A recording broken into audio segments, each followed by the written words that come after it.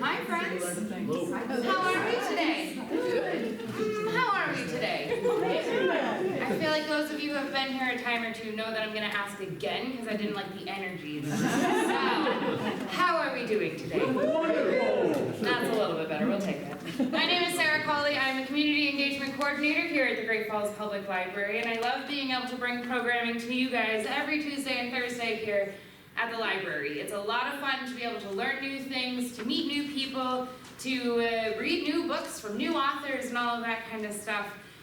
We have a lot of exciting things happening at the library all the time. I'll get into a little of that later on before you guys skedaddle on out of here, because you're not here to listen about the upcoming programs, you're here for this one. So, thank you all so much for joining us today. Just a few housekeeping things. The restrooms are out in the hallway, so out the door to the right. There's also a water fountain out there. The emergency stairs are now open, so if you guys wanted to take the stairs at the end of the program, you are welcome to do that instead of waiting for the elevator. So that is out the door to the right and to the right again. Other than that, we are really excited to have all of you here in this room with me. So today we have Allen Rapacz as our presenter. He is going to be talking about history and architecture of the Heart Mountain Interpretive Learning Center. So Al, will be leading us through a history talk about the bombing of Pearl Harbor and what life was like at the Heart Mountain Japanese Internment Camp. Al spent many years working on the Heart Mountain Interpretive Learning Center and will share his story with the group. The Heart Mountain Interpretive Learning Center tells the local story of Japanese Americans based on economic jealousy, social injustice, racism, and war hysteria. Special emphasis was given to the U.S. Constitution, civil liberties, rights and ethics awareness. After Pearl Harbor, our U.S. government transported approximately 14,000 Japanese American citizens to Heart Mountain to live in this barbed wire compound. The museum, partially funded by the National Park Service, represents pre-camp life, and post-camp life. Al is a graduate from North Dakota State University in 1982. He began his architectural career with Foss Architects in the Fargo-Moorhead region of North Dakota and Minnesota. In October of 1982, he relocated to Billings, where he helped establish and operate his firm's branch office.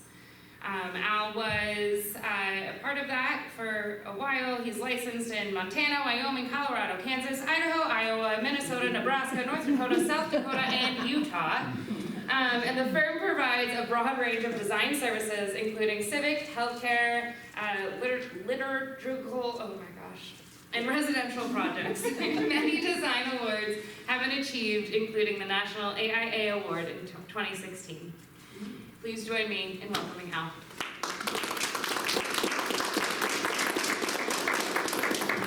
Thank you, Sarah, and thank you for the invite. Jessica, Chris, thank you for the invite. These two individuals made this work, and thank you all for being here. What I want this to be is, I want it to be informative. My wife just gave me the ear. So, okay. So, thank you for being here. These are the things that I love to do as I'm spending less time in the office. I do like to talk about this story because I think it's a story that needs to be told and one that wasn't told when things were happening. So, as Sarah said, my name is Al Rapacz. I have a faith. I have a beautiful wife, Kristen, here in the yellow, who came with me. I'm a father of 3 daughters. I'm a businessman, and I'm a community member, and I'm also a community advocate. And some people survive in the community, but other people are out there advocating for the community. So I hope you are all part of that as well. I'm going to share with you an incredible local regional story. And the setting is between Powell, Wyoming, and Cody, Wyoming, just south of the border of Montana. It's about an hour from Billings. And I knew there was something that went on down there when I moved out to Billings in '82. My secretary is from Lovell, and I could never really get what it was until you hear my story. So, Pearl Harbor was attacked.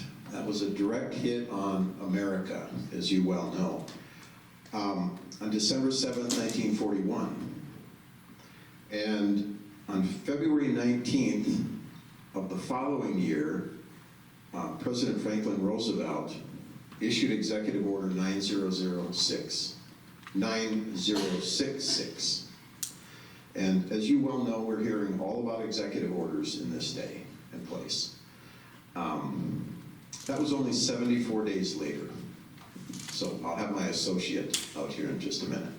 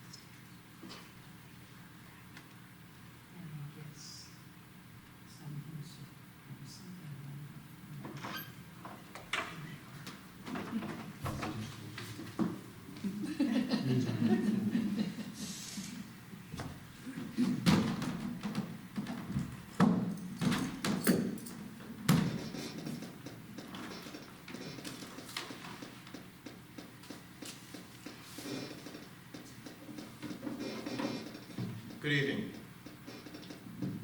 I've been directed by the President to announce the following Executive Order 9066, dated February 16, 1942. Whereas the successful prosecution of the war requires every possible protection against espionage and against sabotage to national defense materials, national defense premises, and national defense utilities.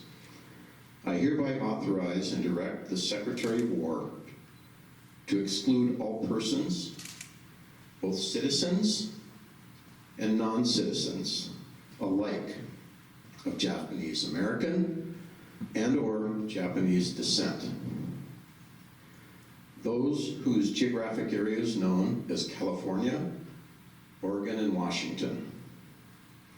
As of this date and time, no person of Japanese descent will be permitted to move into or out of the above-named areas without obtaining special permission from the representative of the commanding general, civil sector at the Civil Control Station. Such permits will only be granted for the purpose of uniting members of the family or in cases of grave emergency. The following instructions must be observed. A responsible member of each family at least 14 years old, preferably the head of the family, or the person in whose name most of the property is held. And each individual living alone will report to the Civil Control Station to receive further instructions. This must be done within 5 days. Evacuees must carry with them on departure for the relocation project the following property: bedding and linens, no mattresses needed for each member of the family. toilet articles for each member, extra clothing for each member, essential personal effects for each member of the family, providing the total luggage does not exceed 150 pounds. For each person over 11 and 75 pounds for each child under 12 or over the age of 5. No pets of any kind will be permitted. The United States government, through its agencies, will provide for storage at the risk of the owner or of the more substantial household items such as ice boxes, washing machines, pianos, and other heavy furniture such as safes. Each family and individual living alone will be furnished transportation to the relocation project. Private means of transportation will not be utilized. Thank you for being at this meeting.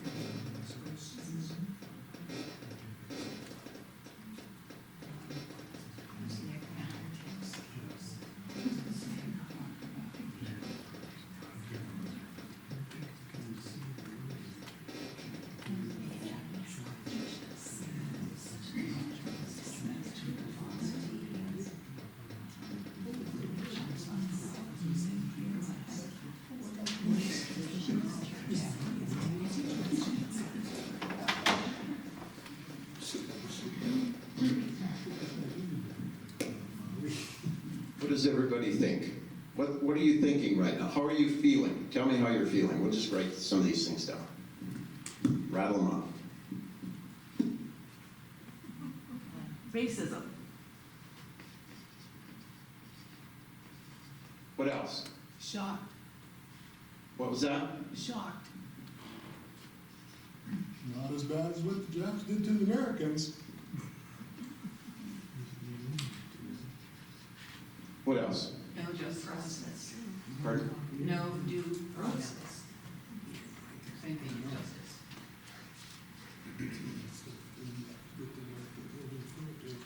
Sorry, I'm not used to writing on a chart like this. What else? Scared. Scared. Surprised, maybe? No, scared. Scared. Yeah. Disbelief. Yeah. That's...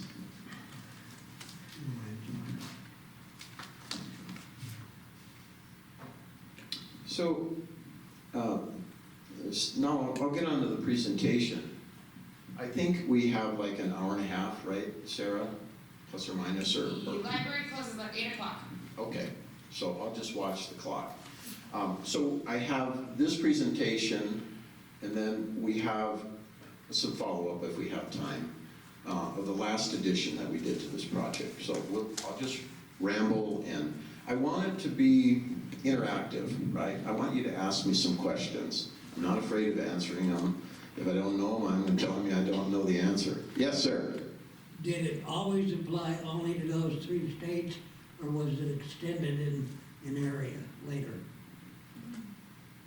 I didn't quite hear that. Did it always apply only to the 3 Pacific states, or was it extended an area later? From what I understand, the hysteria was on the West Coast, right? And ironically, this message of the executive order did not get delivered to Hawaii, because Hawaii would have been empty. and we would have lost that territory. So, those are some of the things that are crazy about this. So President Roosevelt and his officials used the word concentration camps for this mass imprisonment of the Japanese aliens. And they called them aliens, just like we do today. But they were also U.S. citizens. And the bureaucrats created and polarized a cleverly vocabulary to obscure what there was really going on in these concentration camps. Because they were judged solely by reason of their race. Clearly, non-aliens were an insidiously innocuous euphemism for U.S. citizens denied their basic civil rights. Just what you were saying. And that's what's going on today as well. The words such as evacuation, relocation were intended to mask the official policies that today we would describe as ethnic cleansing. So the map that I have here shows all the camps. You can see there's a big chunk of them there. This is a location of what I'm going to talk to today. And this museum is the only one, other than there's one out in LA. Oops, sorry. There's one out in LA that I've visited that's also very well done. But this is a standalone museum on the site that this event occurred. And there were 2 camps, I don't know which ones, that were for the especially rough crowd. More hard. What does that mean? It means they may have been criminal, they might have had a criminal background, they may have had, I don't know, but that's what they talked about. So the War Relocation Authority existed for one purpose, to build and operate a vast number of major concentration camps and supporting facilities, known as the relocation centers. And there were up to 112,000 men, women, and children that were placed in these camps. And most of them were U.S. citizens. The camps were enclosed with barbed wire fences, guard towers. They had machine guns on the guard towers. They had searchlights on the guard towers. And the guard towers were pointing in. And they,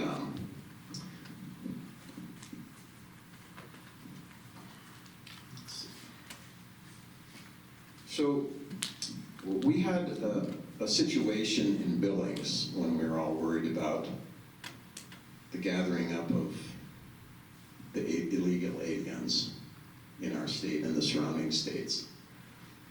These folks were relocated and put into holding areas, such as county fairgrounds. And I think some of you know or may have heard that the Metro was supposed to be used for this. And it started a very controversial conversation in Billings. Never happened, but that's what they were trying to do.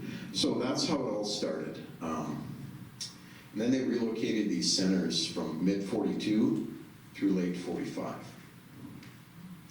10 relocation camps. 2 of these centers were for more hardened troublemakers. And they were told when they go to these relocation centers that for your own safety, go to the camps. There's barbed wire, machine guns, and lights pointing inward. Shoot to kill was their order. Why did this happen? It is the hysteria, the racial prejudice and discrimination, clearly. So we came up with these drawings when we were appointed to be the designers. We came up with these original drawings. And these drawings were, they were fresh for all the buildings on the campus. There were guard towers, there was a sentry gate building, there was a mess hall, and there were barracks. They came up with these very, very quickly. And because of that, there were many lucrative contracts for construction in the Cody area, right? It was kind of a depressed economy at that time. All of a sudden, everybody's got great work, right? Building these projects. And they started building these buildings, which we architecturally used as a copy for our project. If we go back here, that's essentially what these are. So we went and measured them exactly, they're exact replicas, even where the windows are. And it was a kind of a powerful trick on what we did. The construction of these dorms here, they're 20 feet by 120 feet. They started, and it took them 58 minutes to build each one. 58 minutes. I wish our museum would have gone up that fast, but it didn't. Then they got down to 22 minutes to do each one of these. They came panelized on the train, and they brought them in and they set them in place.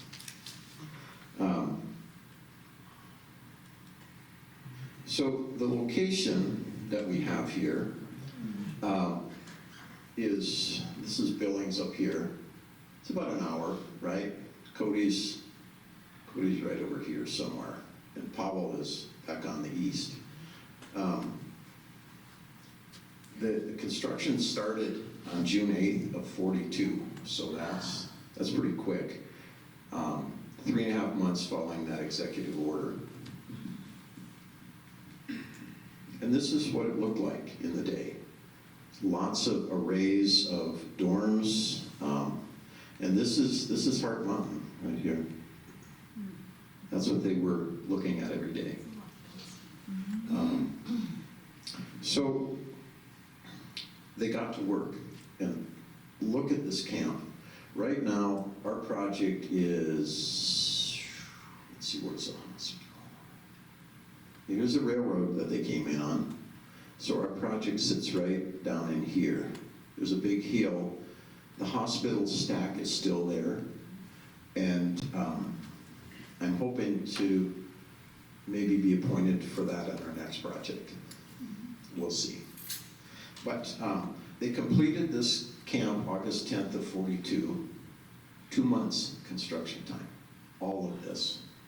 They had 19 blocks, 22 barracks each. They had 468 20 by 120 barracks. And it was quite a task in its day. These would be constituted as a block. So on this, they had all these living dorms, 20 by 120. They had a rec hall, they had showers, laundry, mess hall, and they were all symmetrical. They had a coal dump site. Everybody had to run for their coal when they wanted them. So if you can imagine, they opened August 12th, and I'm sure it was hotter than a pistol when they got there. And that was probably difficult, and they closed in November of 43. But it was 3+ years that these individuals were here against their will. And this became the 3rd largest city in Wyoming at about 11,000 people. 3rd largest city. When they moved in, there was no insulation. It was exposed wood to the outside, the floor and the walls, ceiling nothing. And it was hard, you know. It went from the 90s to 28, 20 degrees. And some of them had no blankets, and sometimes they didn't even have coal to put in their stove. Each one of these buildings did have a stove, but it was tough for these folks. This is representative of the number of units in each building, and they shared an entryway. One of the big things that they brought to this region, of course, was through the camp life. And the way that they survived was they deflected their interest. They did lots of farming. Some of the crops included celery, cauliflower, broccoli. Potatoes is easy. Melons, peas, radishes, onions. They had eggs. They all made them for themselves. that's how they survived. They also had another interest where art was important to them. And all of these pieces that you see, sorry, getting used to this, but all these pieces that you see are scraps. They're scrap materials. They were boxes that food came in, that somehow they were able to get them. And these are creations by the residents. And I've been through the whole archives, and it is phenomenal what's in there. It's amazing. Very good artist. Camp life also included government. They represented themselves in there. This happens to be a picture of the mess hall that I will show you if I have time, of the latest phase that we did. But it became a space for gathering, church, schools, dances, theater, all those kinds of things. And they used it very frequently. They had sports, lots of sports, skating, baseball, football, basketball.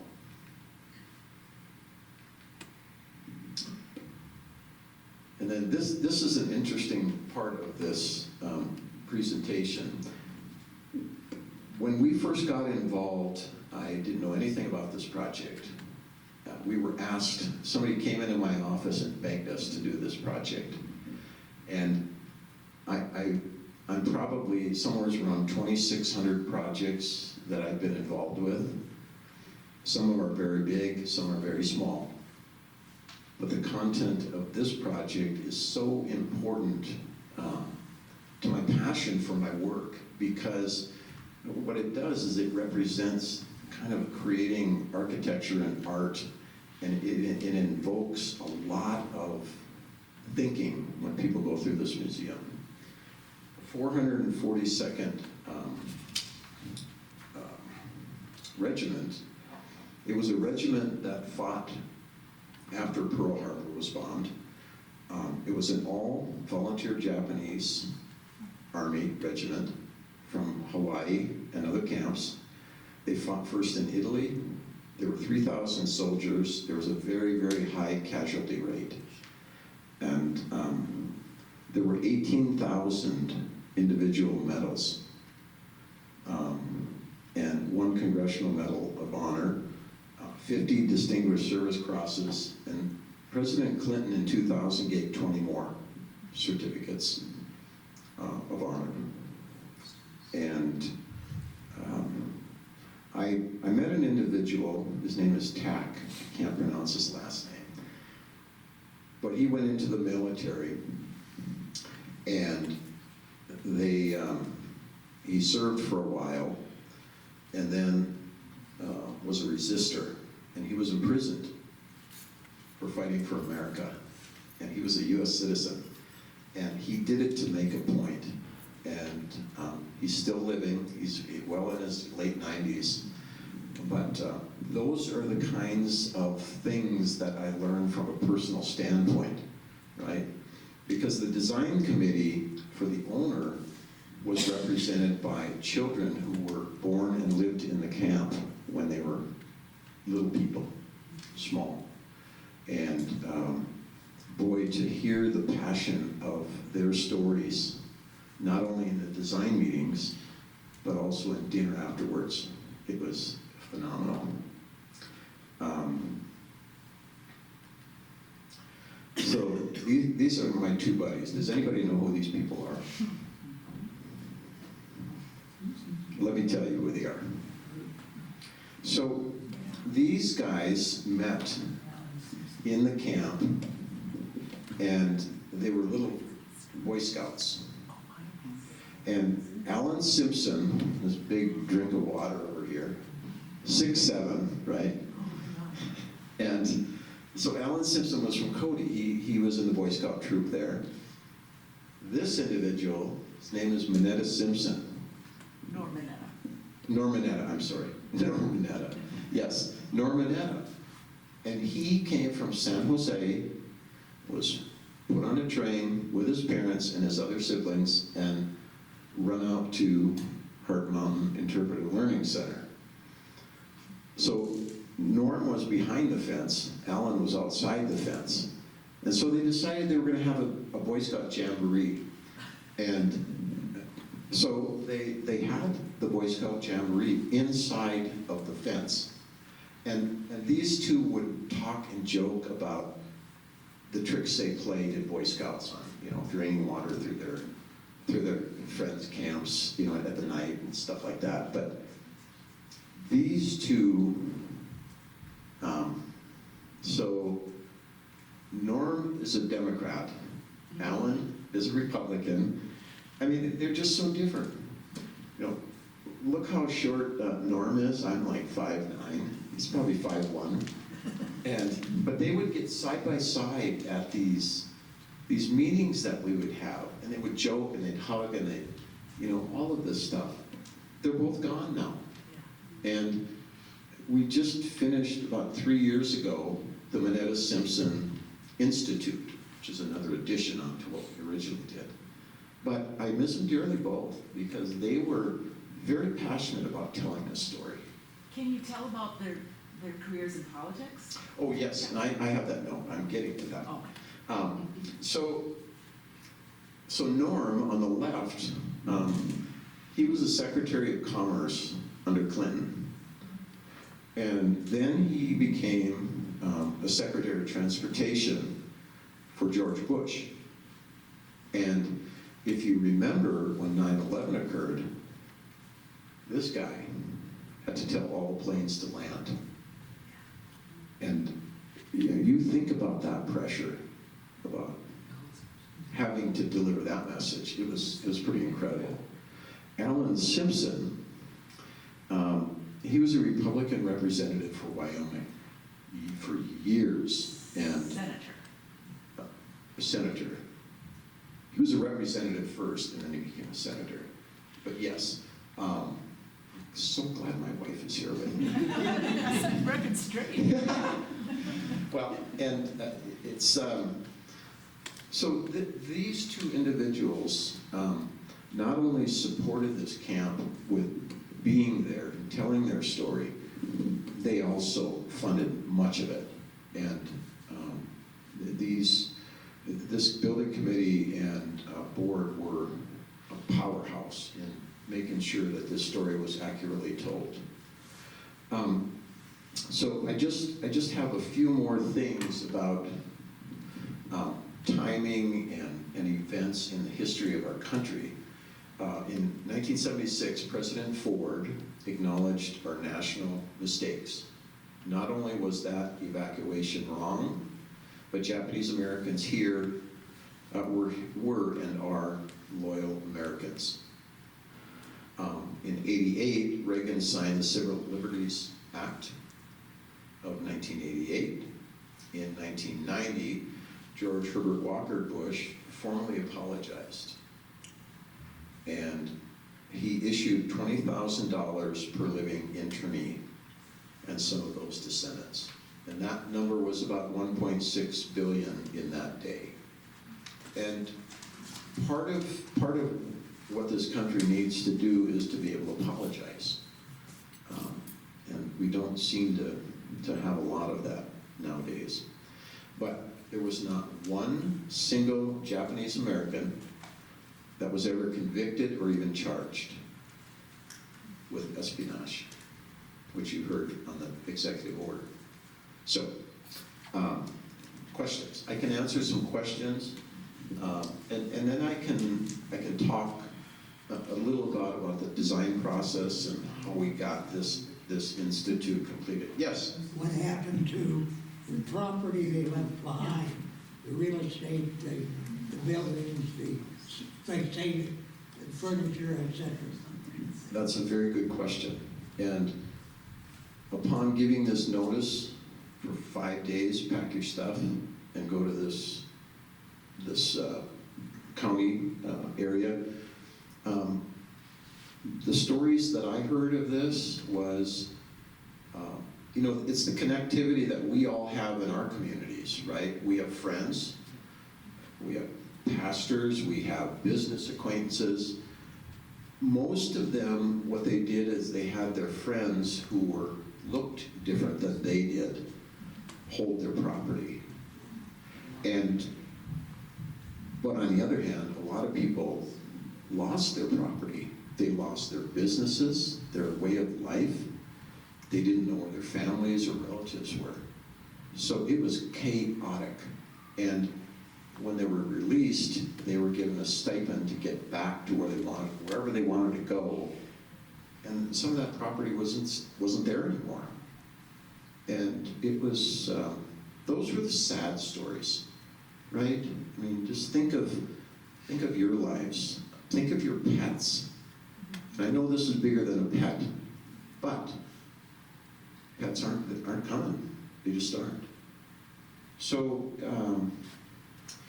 yeah, and as I'm talking to these people on the design committee, and I heard some tough discussions, but I never felt a deep grief because they picked themselves back up and they continued their life. Tack, the resistor, he was a nuclear scientist. These people were well educated, and some of them are from the East Coast, some are from the West Coast. So they scattered when they got back. But, so any other questions? Yes? How much of the original camp was left, or was remaining before you started your reconstruction, if you will, project? Let me show you something. That's a good question. So, oops. So this building is just on the road between Billings and Cody. It's just north of Cody. And it was there, sitting out in the field. And what happened was, by the time I got involved, everything is gone. As soon as they closed the camp, got rid of everybody, they gave these barracks away for free. They didn't want any evidence of it. And if you drive around this country, you will see lots of chicken coops, garages, outbuildings. There were all these. And they moved them off and got rid of all the evidence. And so today, they actually moved one of these to the campus that we did our project and just showed it in really original, raw, rough condition.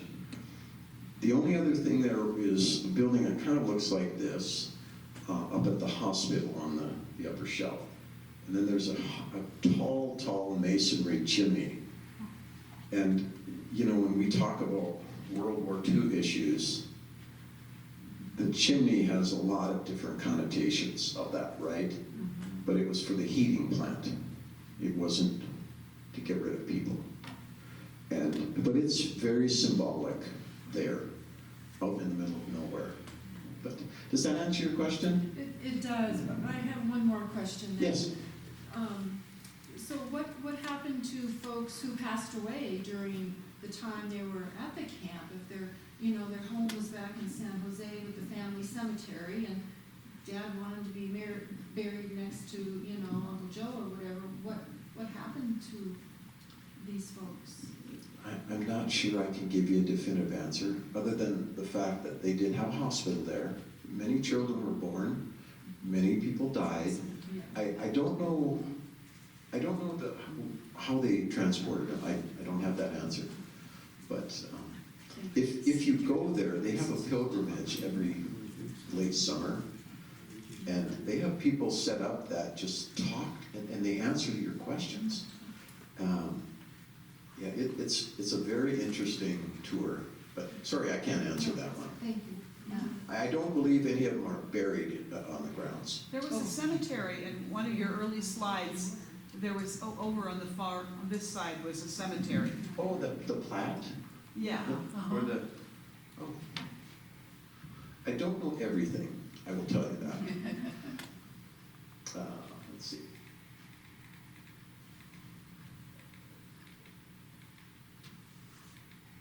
This one? Oh, here. Yeah. Yeah, thanks, Jessica.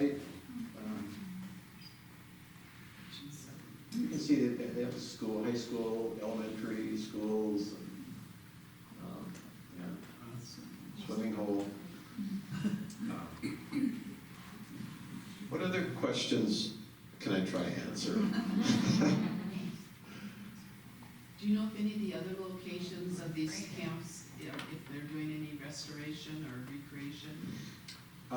I don't know that. I think many of them are working on it, but funding is tight. It's been going on a long time. The one out in Los Angeles is very impressive. Is that, Yeah. is And that then, Manzanar? No, not no, it's right in the city of LA. Yeah, but it's not on any of the camps. I have two friends that were at Heart Mountain. They're both in their 90s now, Yeah. and they don't talk too much about it. You have to ask them directly about it, but it's amazing how resilient the Japanese were. And I said, if you ever had that saying about making lemonade out of lemons, it's amazing what they did Yeah. to survive. Yeah. And I did not know, you showed those birds, and my friend just this year gave me one of those birds that was made in the camp she was in, and the reason she had it, their family name was Takahashi, and the man that made it was named Takahashi. Wow. So now I have even more special meaning to it. Yeah. They were tough people, and they were resilient.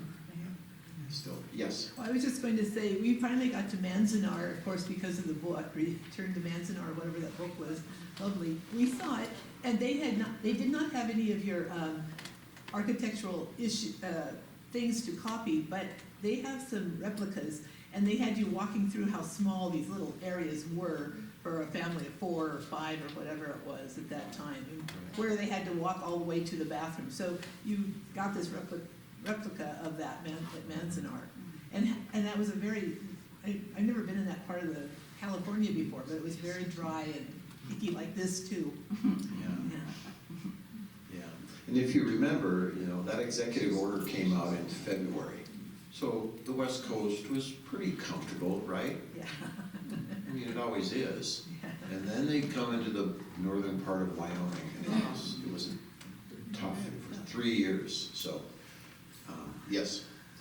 Any other questions? And just raise your hand, because I'll just kind of keep on yakking here. Yes? You were talking about the heating, like you said there was a boiler power plant, and then you said they had individual stoves. So were they operating off coal stoves for their individual heating? Is that, and then there was like a boiler power plant for hot water or something? Or? The boiler, I think, mostly served that hospital campus. Oh, okay. And you'll see on our project a little bit more. You'll get a better understanding of it. So in each of the little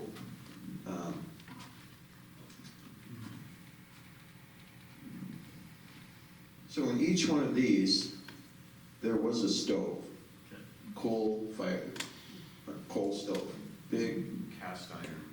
stoves. They're classic.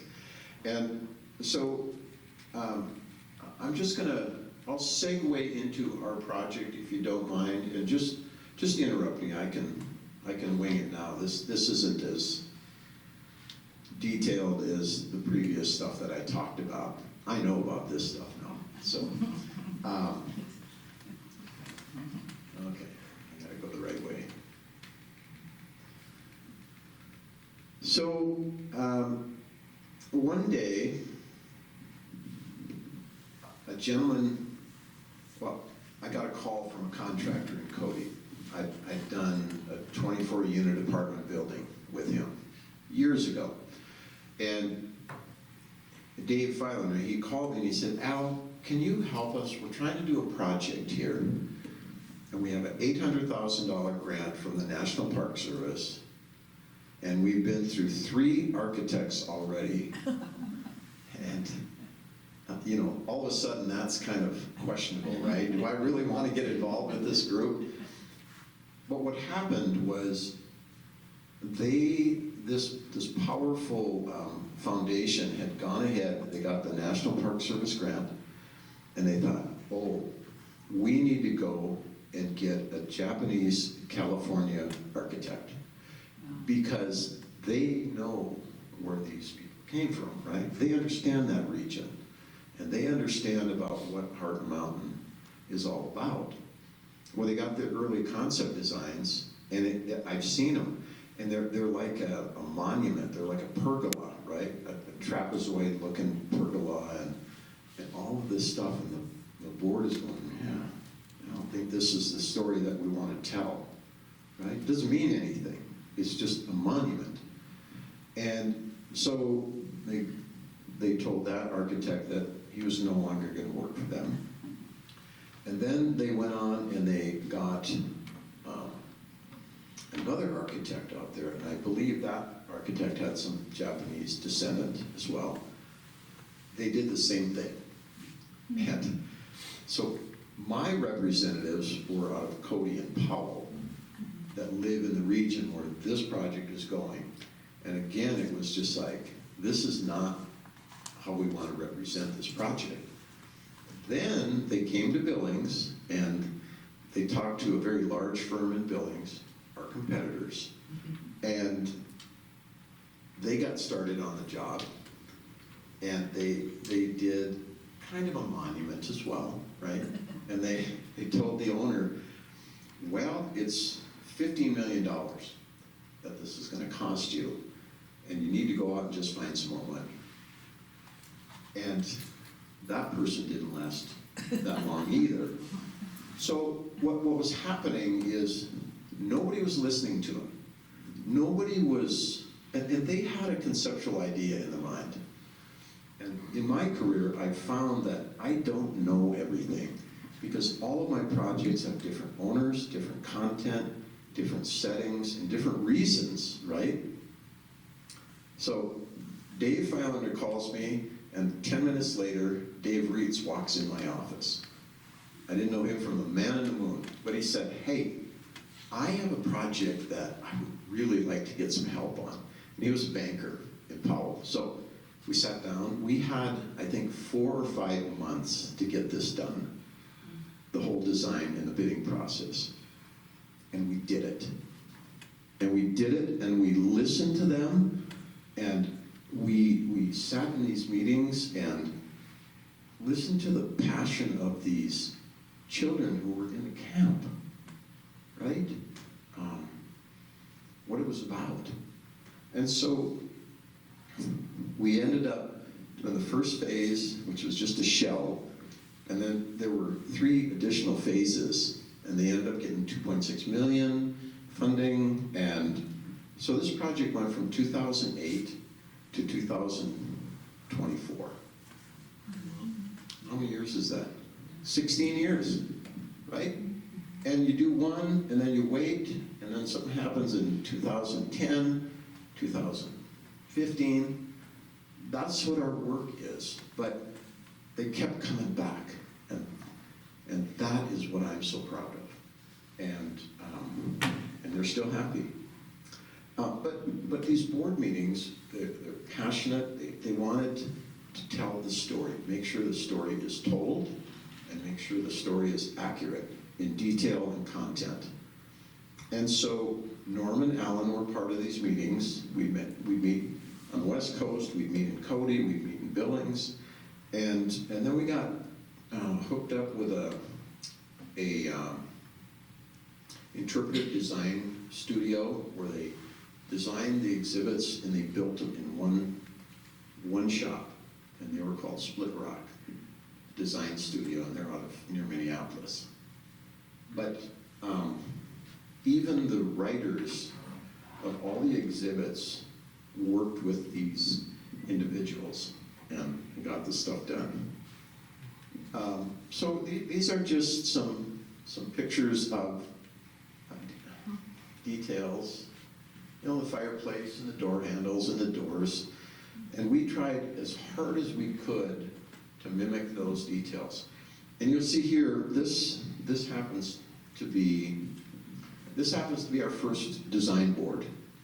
And they ate it up. And part of it was their vision that they wanted to basically show a resemblance of what was there originally, right? The scale, the materials, and all of that. And so we just put these dorms in here and infilled in between. And then we began to look at how does the flow happen in here. And you'd come in and the executive order is on a column, right? The first thing you see, and there's a traveling exhibit, there's a movie theater, and then you wind through this. And so this is when we started working with the exhibit individuals.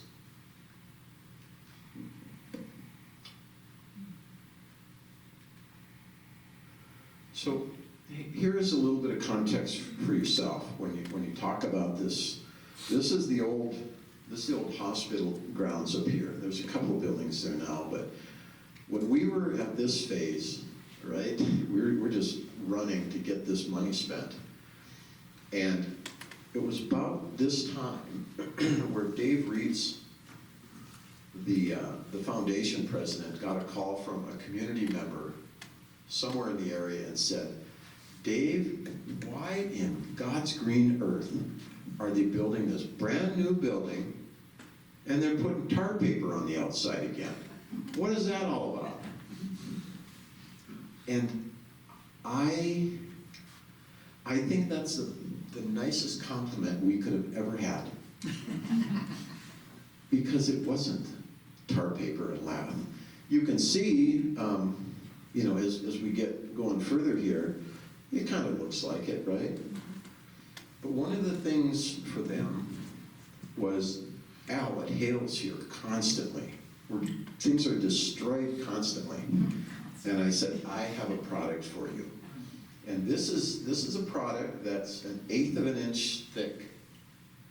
And it's called a Citadel panel. And it has a resin core and it is solid. It doesn't move. With heat and cooling, I mean, it probably gets like 350 degrees when it's warm, but it doesn't move, it doesn't expand. It's the most stable product we could have used, and it worked. It was a home run for us. So this begins to kind of show you the context of what we have. All of this is exact detailing. We even put the 3 little insulators on the top when they had the wires going to these buildings, right? And we worked really hard, and I'm very proud of this project. And so as we get going, really the focus here was the pre-camp life, the camp life, and the post-camp life. Those 3 items were a big story for the exhibit folks and I to work through. But again, these are just some original photos. This is what is there today. And everything, we have to make sure it stood up for longer than 3 years, right? But the look of it and everything that goes with it is important. This is the first thing that you see coming in. And look at this. This is a photograph that was taken in the day. And it's pretty powerful about a business person. Yes? How many people were in each of those barracks? So there were, I think, 6 rooms, anywhere from 2 to probably 8. I don't know the exact numbers, but each one. If you ever find out, let me know, please. yeah, I don't know. Don't know. You may never find out. It might be. Well, it's probably difficult today, but, and then this was a room that they wanted as a contemplative room, right? They wanted a space that people could sit, and lo and behold, here it is. That's Heart Mountain. And it's a beautiful room. This is exactly what the dorms looked like. They had wood on the ceiling, they had wood trusses, they had wood floor. It's a beautiful space, but we don't have to live in it, right? In the cold or the hot. And then just to our left from there is a wall that we created for people to leave messages, right? And prayers and thoughts and all of that type of thing. And then these exhibits, the exhibit space, we basically kept the volume of the barrack, and we painted everything out black, and the exhibits were then came out in more detail to really contrast to what we have. But really some beautiful things, and they brought, you know, original pieces that they display in the exhibits. So there was, somebody had a question about the different types of rooms. This is what we ended up doing. So this is in the museum, obviously, but this is what the exterior wall of these barracks looked like as soon as they built them. And it's pretty interesting how this design group comes in and they just kind of air spray this dust on the wall. Right? We tried to be very realistic about this. And this door is the door that would go in. You'd have one room this way, and you'd have one room this way. It's a shared vestibule.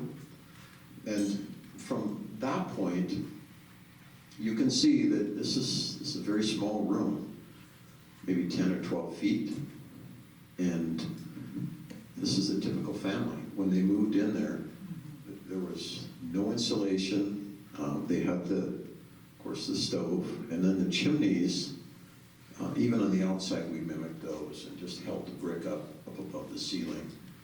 But I heard stories from these residents that during the winter or the windy weather, they'd have dust coming through the boards on the wall and even up through the floor. And that was winter and summer, both. And then this became the condition where probably the next spring, maybe, they came in with Celotex, and they finished the walls and the ceiling. No insulation yet, and they still maintain the floor.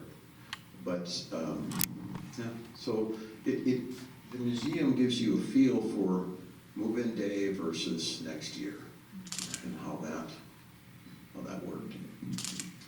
And then this is the exhibit where it starts to talk about post-camp life and how these individuals went back and what they dealt with, and the loss of property and the loss of family at times. It really does tell a story. And at the end of this exhibit, there's a board there, and it talks about, you know, tell the story. And it basically says, go out and tell the story and believe it. And then the last question was, will this happen again? Think about that.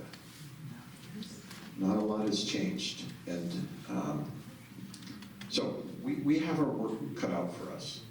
And that's why I tell this story. That's why I'm here. Because it was a horrible incident that happened in this country. Any other questions? I just have a comment. Jamie Ford wrote the book Hotel in the Corner, Bitter and Sweet, and they talk about the hotel where you can look through the glass and see the belongings of the Japanese. And a friend went to Seattle and said that is still there. And I always wondered why the people didn't come back and get their belongings. But that's a great book. It's a fantastic. Chris and I both read it.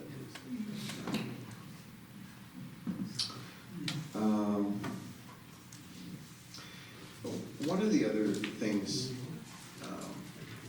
when we ended up having the open house, you know, grand opening, and everybody's there, and the governor's there, and the senators, and all this stuff, many of my family members came out and, you know, helped me celebrate this, my dad and my mom and my other siblings. And my dad was in World War II in Okinawa. And of course, I'm front row. Kristen is there, my mother's there, my dad is right here, right? And my dad was terrified in the war. And he was shot across the back of the neck and put on a medical ship, and they kind of pieced him back together. And about when the war, well, they were about ready to put him back in when the war was over. And if you can imagine what that felt like. But my dad never talked about those things. But I've never seen my dad cry, except at this grad. And I think my dad was so proud of me. I know he was. He loved me. He was proud. But the other thing was my dad, I just think, had a tough time with Japanese. You know, they were the enemy, and they got him. And he was lucky to live. But it's the only time I saw him cry. So, let me just go through a couple of other things, and then I can talk about this last phase. So our project, the one that you just saw, we got some awards, and I'm proud of that. That's not why we do our work, right? But it was in metal architecture for that sexy black panel that we used, right? And I use it to this day. I love that material. And then we got another award, and this is probably my most proud award. It's called the American Association of Museums Prestigious Special Distinction Award for Eloquent Presentation of Topic. I just think that sentence is beautiful. And then the last award we got was from Harriet Liz Bird. It was an award that she gave through the Wyoming Education Association. I don't know if any of you know her or her name, Harriet Bird, B-Y-R-D, but you should read up on that. She was an educator, she was a legislator in Wyoming, and she was the first African American to be appointed in that state. And she had a passion for these kinds of projects to fund and to recognize and to help with. So yeah, it's amazing. But I think that's mostly kind of closing up on the original museum. Are there any other questions right now? Otherwise, I'll just kind of fly into this thing, and you can just holler or whatever. I think we've got time. Yeah. So this is December of 2020, so that's right when COVID was hot, right? And so we were asked to help them on our next project here, and it was an institute that could be used for distance learning, long distance presentations from professionals, educators, and National Parks Service. And so we started talking about this, and there were a couple of people here that they really wanted to highlight, right? Alan Simpson and Normanetta. And so we got going on some things, and this is the fun part of my job. I can just sit and color and sketch, and got my crayons and markers out. So we're doing all this stuff, and they knew they wanted it to be an addition to the existing building, but they didn't want to take away from the existing building. And they wanted to make this a complete, cohesive campus, right? And so we just started kind of putting some images together. This is the mess hall again, just a copy of it. This is the mess hall here in its original form, 40 feet by 100 feet. And again, this is the vernacular design piece that is still missing on that campus. There isn't one anywhere around. So we started looking at, how do we connect this thing, and how do we still see Heart Mountain from this building? Because that was important. That was what they wanted to see. And so we worked on all kinds of things here, and this again is from the original building. So what they did, the original building sits in here. There's 1, 2, 3 original units, and then the infill. So we expanded the archive storage, and they have lots of archives, and they're coming in as we speak, probably. So we have addition on this end, and this is the same looking barrack as the other 3. But on this end, it became the 40 by 100 feet, and in here, we had a large presentation room, and I had to fight for this. I will tell you, I fought really hard, because there were some people on the committee that said, well, what do you have that dumb angle on there for? Where do you come up with that?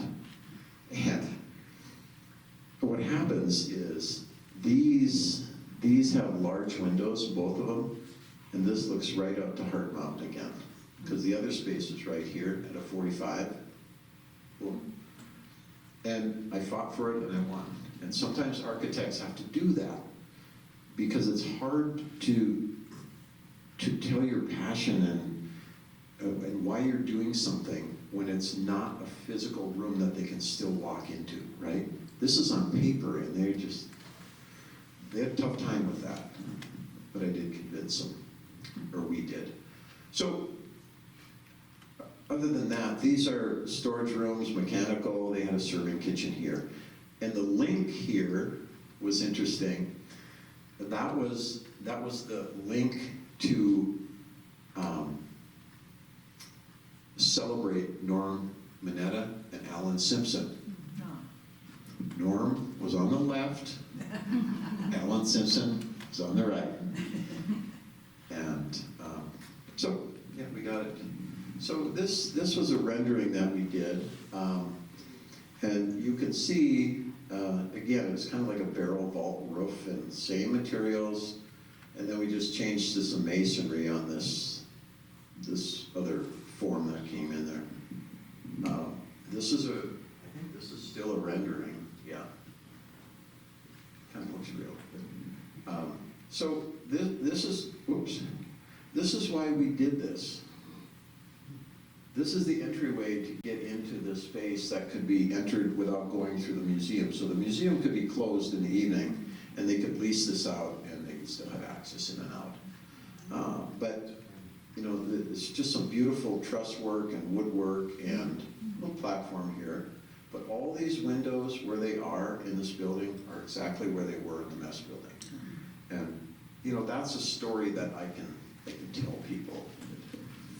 But this is part of the connection here, right? And here they are. But even these simple doors, we put some barbed wiring on them and tried to make them more period sensitive, I guess.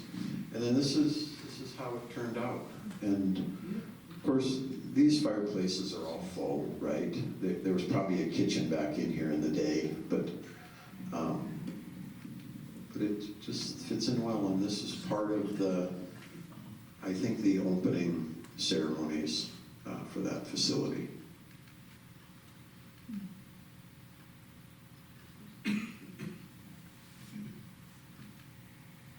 This is not anything like a state park or... It's not a state park, but it is. It's funded or was funded by the National Park Service. But I would encourage people to go. It's an interesting story, and these aren't big buildings. This last edition we did is like 4,000 or 5,000 square feet. It's about like 3 houses. The other one is about 10,000 square feet.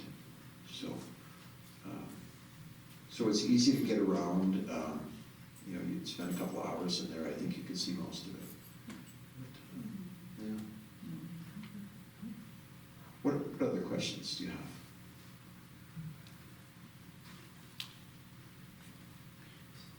if there are none, thank you for listening.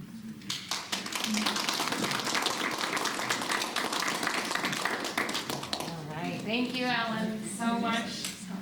As somebody who has been, who has operated a museum and done the interpretive side of the paneling, I am so grateful to have architects think about the other things, because just thinking about all of the interpretive work that had to go into this was boggling my brain. So, thank you all so much for coming out tonight. I hope that you learned a few things about the Heart Mountain Interpretive Learning Center. They seem like a great place, so maybe we'll do a library road trip. Right? How do you feel, Miss Board Member? Yeah? Just kidding. So, we are always excited to have you guys come back for more things. On your chairs, there was a, wow, holy moly, yellow pamphlet. And that is our June events list. Our next event in June is with Sean Gaskell. This is his 3rd time coming out to play the African kora. So it's a 21-stringed harp that is sits in his lap. It's so cool. So come out to that. It'll be a great time. You can learn some more cultural things. And then we have lots happening. You also have on your chairs this for the June 6th events that we have going on. So we are bringing Julian Brave Noise Cat to the Great Falls Public Library from Canada. And we're going to do an author talk about We Survived the Night. So if you haven't read that book, we do have a copy at the library. And we also have a copy on Libby. So if you guys want to do the Libby app, there's one copy that is specifically held for only Great Falls Public Library card members. So you guys have first access to it before we open it up to everybody else. And then we are going to be showing Sugarcane, which is the documentary about Canadian residential schools. So another difficult topic, but a worthy conversation. Julian will be at both, so you can purchase the book, and we'll have a Q&A after the movie. I know earlier you guys probably heard the clicking when he put the microphone down on here. So we're not hosting the movie here because I don't trust our sound system. So we're going to go over to the Lewis and Clark Interpretive Center for that one. Okay, so all of that info is on here. It's going to be a great time to have Julian out. Please join us for other talks, conversations. Music in the Park starts in July, and there's always something. And then we also have our Juneteenth celebration at Gibson Park on June 20th from noon to 3 p.m. We'll have music, speakers, dancing, and food, the most important part. Free barbecue with a bunch of local community partners. So, yeah. Thank you guys so much for coming out.